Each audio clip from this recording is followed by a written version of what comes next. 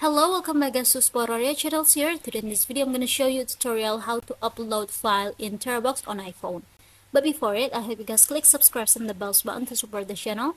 And so now without any further ado, let's get started to the video. Well guys, simply of course just go ahead to your Terabox applications over here.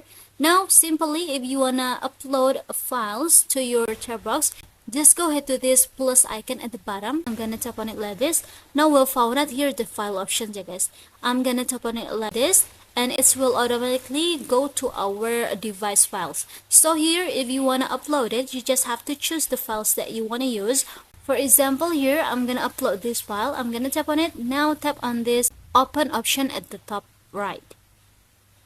And after, we have to tap on this upload. This is the files that I want to upload. Just tap on this upload button at the bottom. And yeah, as you can see, the files is already uploaded to my Terabox account, guys. Here I'm gonna cancel it for the ads. And this is the result.